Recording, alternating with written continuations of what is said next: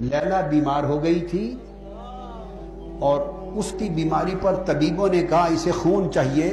شہر میں کئی محب تھے اس کے، کئی محب تھے، کسی نے خون نہیں دیا.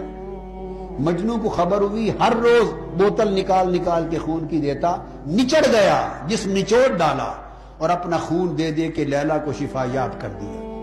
مجنو کے خون سے شفا یاب ہو گئی. لیلا اٹھی، اس نے خیرات کے لیے زردے کی دیگ پکائی، یوں سمجھ لیں، اور طلب کیا سارے فقیروں کو شہر کے کہ میں خیرات بانٹوں.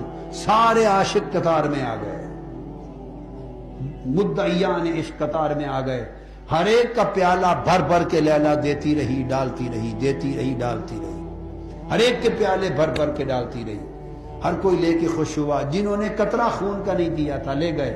جب مجنو کی باری آئی جس نے سارا خون دے دیا تھا، اس نے جو پیالہ آگے کیا تو لیلا نے اوندا ہاتھ مارا، اس کا پیالہ توڑ دیا. پیالہ زمین پہ گرا، ٹکڑے ہو گئے. مجنو پیالے کے ٹکڑے اٹھاتا تھا اور ناچتا تھا. پیالے کے ٹکڑے اٹھاتا تھا اور ناچتا تھا. مجھے ذہن میں نہیں، غالباً حضرت بابا فرید الدین گنج شکر نے بیان کیا ہے. میں کوئی قصے کہانی فلموں سے نہیں بیان کر رہا. ہوگا فلموں کا قصہ جہے جہنم میں، میں تو عاشقوں کی بات عاشقوں سے پڑھ کے بتا رہا ہوں. تو انہوں نے کہیں سے لیا ہوگا.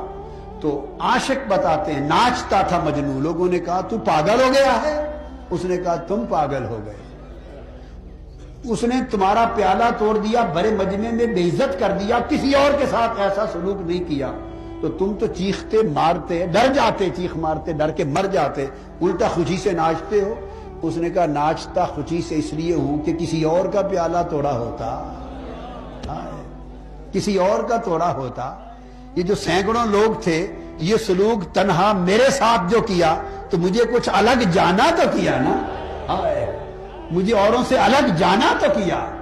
سو اس لیے میں نے کہا جفا جو عشق میں ہوتی ہے وہ جفا ہی نہیں.